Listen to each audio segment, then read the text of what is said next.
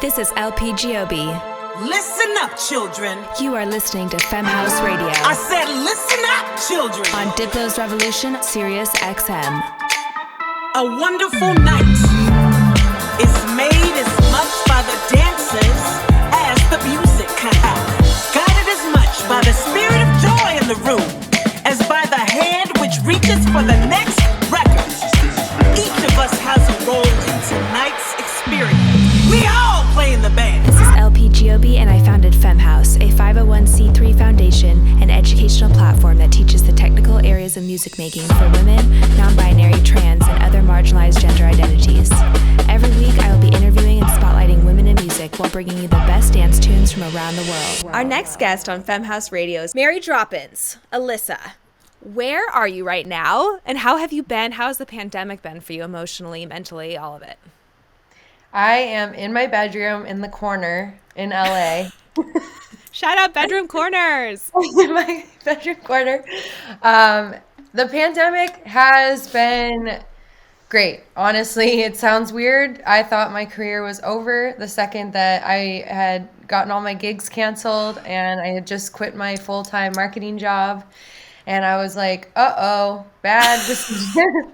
What did I do? And then all of a sudden, I'm just like, all right, I'm going to focus on my productions. That's fine. So I dive in on productions. Still, I'm just like, my heart was just missing something. I was just like, I just need some instant gratification and vibes with everyone.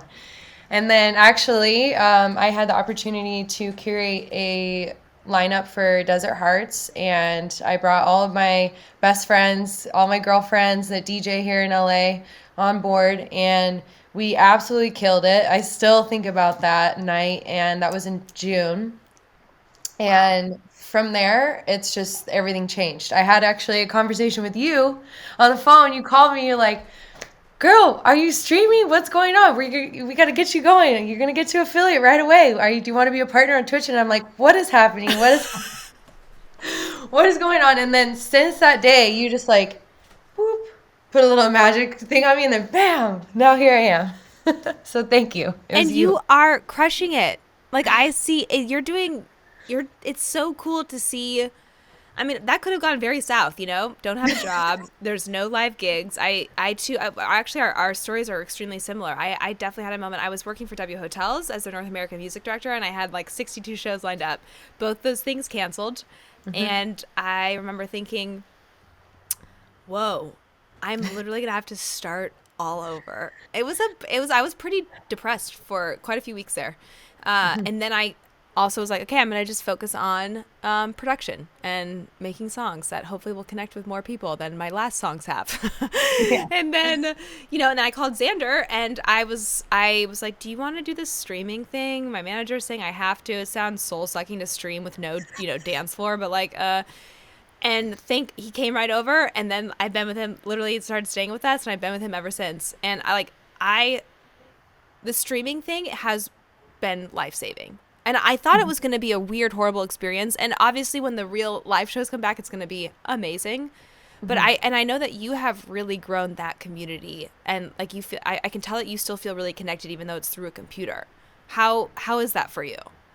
Definitely. I have had a few conversations actually on Clubhouse about this, that you can truly feel that connection, and you can get that performance high just by watching the Twitch chat and then having conversations with people after reading your DMs, like seeing your emotes come through and just feeling the energy. Like, I feel that. I think you even told me one time, like after I play a big hype set and play on Twitch, I have to go take a nap or something, or go like come down from it still. And even though it's just me and my camera here, totally, girl, what's going on? It's crazy. You feel it.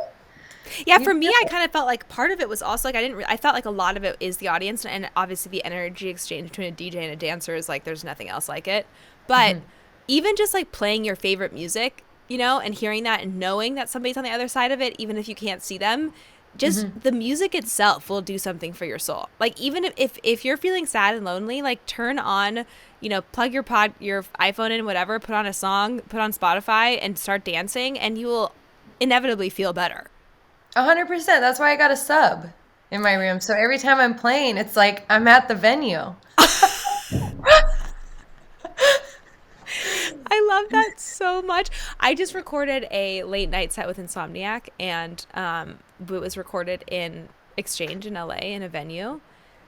Girl, I hadn't been in a venue in a year, and there's no audience there. It was just cameras. But so even though there was no audience there, I still was moved to tears. I was pretty much just crying the entire set because there were frequencies I hadn't heard in a year. Like I forgot that this is like how music is usually, as dance music specifically, is usually experienced, And the sounds and I just imagine like, okay, if this is what this feels like, imagine what it's gonna feel like when people are there. I guarantee the very first set back, I am just going to be sobbing. I don't even know if I'm gonna be able to play. I'm gonna be so emotional, I'm sure. And I feel like you might be the same way, because you really do read a room. You're like a real DJ. You're not just like going to play your set, which you do, but like I can tell that you're reading a room. And like, how is that for you with not being able to do that? I mean, we grew up in the digital world. All I know is my computer and connecting through text, and having some of the hardest conversations I've ever had have happened through text. And so I feel them. Anything they send through to me, I'm like, oh my God, I can read through if it's passive aggressive or if they're genuinely saying something and having emotion behind it. I've cried on stream, and there's no one here. I've cried on stream so many times, It's like, girl, same. Retweet.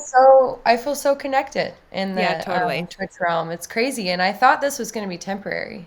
I thought, I'll just Twitch for like 6 months, keep the vibes going, like keep my career like moving and connections going. But this is only the beginning of it. It's only begun. I love that. What's giving me hope is like, I feel like I'm talking, all my friends are starting to get pregnant, so like it's in my head all the time, just like thinking about babies, which is so weird. I'm not ready. It's not happening anytime soon, but it's just in my planet. And I kind of keep thinking, like, what's really cool about this is, like, if I do decide to have a kid, like, during, like, the very end of the pregnancy when maybe getting on an airplane is, like, not very safe or smart or whatever, like, this is how I'm going to be able to share music still, And as I'm, like, breastfeeding or recover from that process or whatever, like, I think it's really cool that I have this option that I can live stream.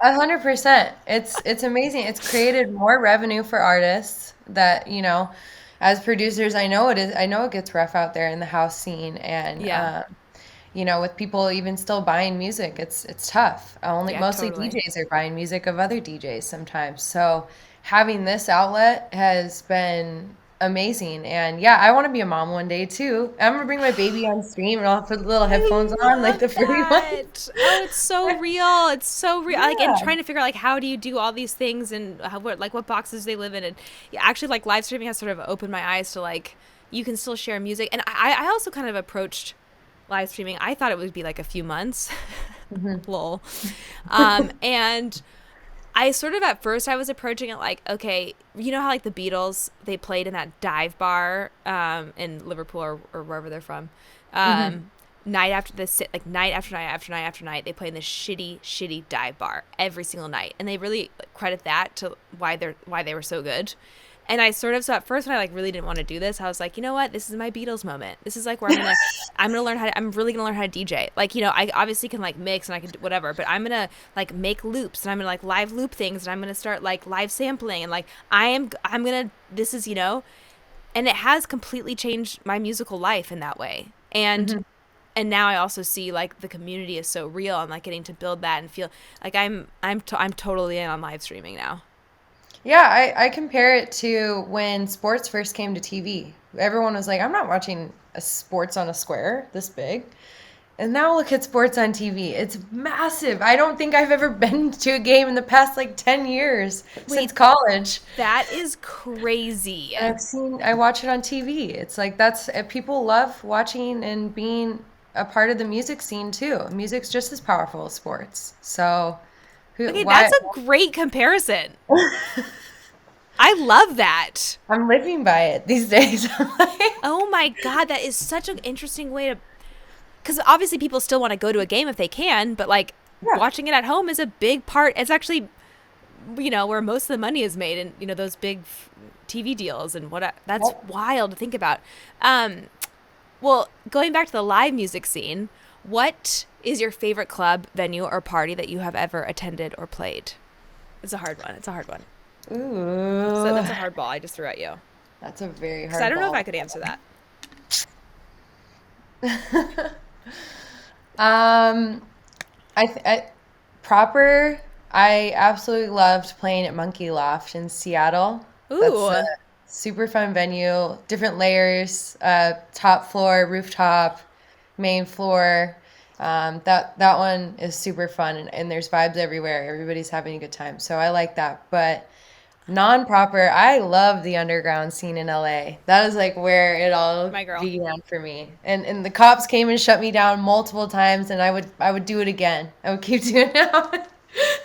You are amazing. You were never terrified of that? No. I just ended up leading yoga when like the cops came and shut down everything, and I'm like, am I getting arrested as the DJ? And they're like, no, but when everyone needs to go, and everyone's just still standing there like, what? We're waiting. And I'm like, all right, everybody, let's just here we go.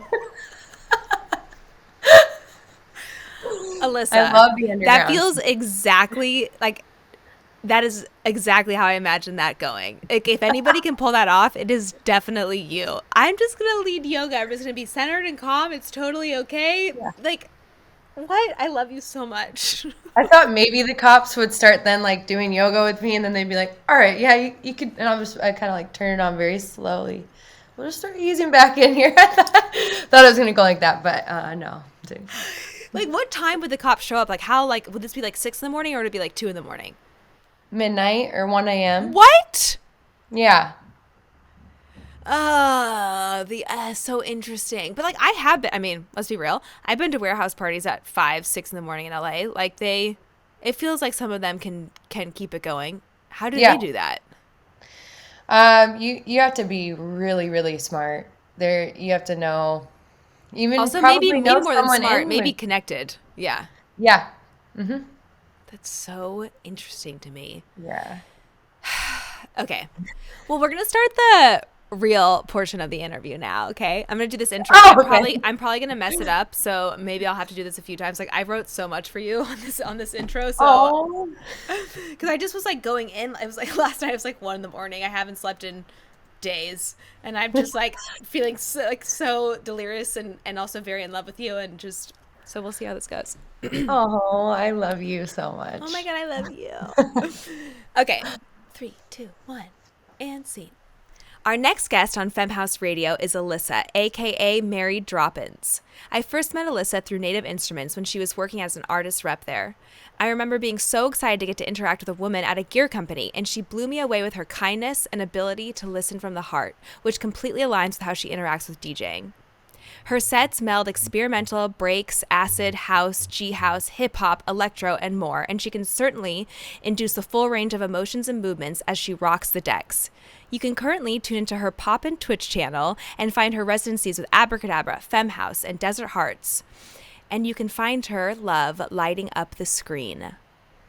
Mary Droppins, I have seen you throw down 6-hour sets plus on streams like Desert Hearts and your own page since the pandemic started. How has the transition from playing live shows to playing shows in your bedroom, how's that been for you? It was quite the transition, but first off, thank you so much, LP, for having me. I absolutely love you. Like, Thanks for being here. I adore you. but it was quite the transition because in my previous experiences in marketing and working in artist relations at Native Instruments, I would work with the production team and they would set everything up. I was just organizing everything. So now I'm like, oh, I need to learn how to use a camera. I need to learn how to connect everything together, use lighting. What is that? Like, I was like, I didn't learn that it was becoming a DJ. I didn't know I was going to learn that. So at first I was frustrated. I was like, I just wish I could have someone do this part for me. I was throwing a fit, but then I Oh was my just God, like, totally. just do it. You can do it. And I just kept working on it. And it's always a work in progress. I'm doing little upgrades right now for my stream. So I'm just going to keep evolving. And Yeah, that was probably the biggest hurdle, I would say, for Girl, I remember being like, dude, I'm a producer, I'm a touring DJ. Like, why is setting up the live stream feel so hard? Like, I never had the right cable. You know, you needed this, all the adapters, and it was a wild transition. Still, gear, on the technical aspect of things, and it's been it's been a journey to get to streaming where everything is dialed in. Definitely. And I'm very thankful for streaming. I feel like I'm a better DJ because of it. I'd only get booked maybe a couple times a month prior to this, and I was working in an office 40 plus hours a week. So I was like, when I would practice, it would just be for a couple hours randomly. But now I'm literally DJing every day. I've taken my skill to new heights completely because of live streaming. Oh, I love this. I referenced this earlier in our conversation, but the Beatles. This is kind of like our Beatles moment. They're playing in the same venue night after night in the little town they're from before they, exploded and became the Beatles. And I feel like having to, play for people who are coming back night after night to your sets and like really pushes you to like push the boundary and get new loops in and start experimenting a little bit more. And I feel so grateful to how much I've grown in this time as a DJ. Yeah, and the community growth alone. I'd always see the same people come into my underground shows or when I played the W Hotel and stuff like that. I'd have my core group of friends that pull up and support and see some of the same faces, but I didn't know really who were my true supporters, and that's what Twitch has shown me is who is in this community with me, who wants to see me shine, Oh, and I love I'm so that. That's grateful so for it. beautiful. So I know you have started producing your own music. And I didn't start making dance music until after I became a DJ. And I'm curious, what has your journey from DJing into producing look like? And how do they inform one another? Yes. So I feel like I have a very it's trying to think of the word. You need to fix this part, but it's like unconventional. I would say I have a very unconventional way of approaching things, coming from it as a DJ, and I've started really branching out and starting to collaborate and work with other artists, and I love seeing how excited they get with some of my ideas or things that I throw out because they're not in that mindset, and that's where I am coming from as a DJ and the things that I think about with tension and genre blending and just little moments in there that I feel like I wouldn't have ever thought about if I just came at this as a producer first and foremost. But I'm very happy that I came at this starting as a DJ. And what's cool about with the live streaming and Twitch is that I can be seen as a DJ and be successful as just a DJ because, Totally. previously it's like if you don't have a hit track, you're probably not going to get put on tour. Yep. Yep. So that's I'm stoked to enter this production world, coming out as a DJ. So rad. I definitely have found that my production influences my DJing and my DJing influences my production. It's this really cool feedback loop. So I'm really excited for your journey in that. So what kind of fears have you overcome or are you working to overcome during this pandemic? I am working to definitely overcome the mind, what goes in your mind when you're alone a lot. And when I don't have, I have my Twitch community in the chat. I don't have someone to sit and talk to every day here in my room. I'm by myself. So having Yeah. that just self-sufficiency and strong belief in yourself and just keep going every day, even if you feel a little off and like it's not the right day, knowing when to take a step back and be like, okay, I don't need to get on there today. I need to just do me and, uh, you know, work Self on that care. stuff. Hmm. Yes, I'm literally right now reading a book called Rest.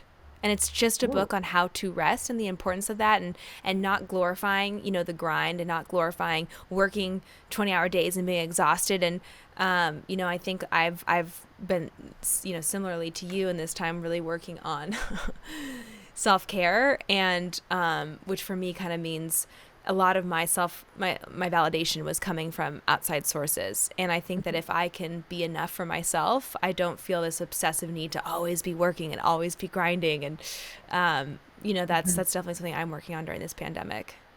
Yeah, I've gotten really into breath work. Didn't know the power of it. I just thought you just breathe like all the time, don't you? And then I'm like, holy crap, there's a whole other space for this that you can True. elevate in your life with it. So, So cool. And then yeah. finally, what do we have to look forward to in the second half of your mix? Oh, it's just, it is an exploration of sound and, experimental. I love breaks. It's transcendental. That's what I like to do. I want you to feel something higher than yourself when you're listening to my music. I love to party. You all know I can throw it on tech house and a house set and just get out there. But this style of music that I am really, growing into, I actually found it more within myself this last year, has been something that is like connecting to source, to something that's higher than me. And so I hope that you can feel the feels that I'm putting out there. And it's trippy. I want to take you on a trip. I absolutely love that, Droppinz. I love that. I always, for me, the dance floor is about being part of something greater than yourself. I didn't really grow up going to organized religion, but it is definitely a religious experience when you feel connected and you sort of lose the ego, and I definitely think that is what dance music brings to us. So I'm so excited you're tapping into that, and I cannot wait to hear the rest of this mix. Definitely, yes. Electronic music has completely expanded my mind. So I just want to share that with everyone and open up your soul. I love that. Thank you so much for being our guest on Femme House Radio. I absolutely adore you, Mary Droppinz. Thank you. I love you so much, LP. Thank you. This is LP Giobbi. Listen up, children. You are listening to Femme House Radio. I said listen up, children. On Diplo's Revolution, Sirius XM. A wonderful night is made as much by the dancers as the music. Guided as much by the spirit of joy in the room as by the hand which reaches for the next record. Each of us has a role in tonight's experience. We all play in the band. This is LP Giobbi, and I founded Femme House, a 501c3 foundation and educational platform that teaches the technical areas of music making for women, non-binary, trans, and other marginalized gender identities. Every week, I will be interviewing and spotlighting women in music while bringing you the best dance tunes from around the world.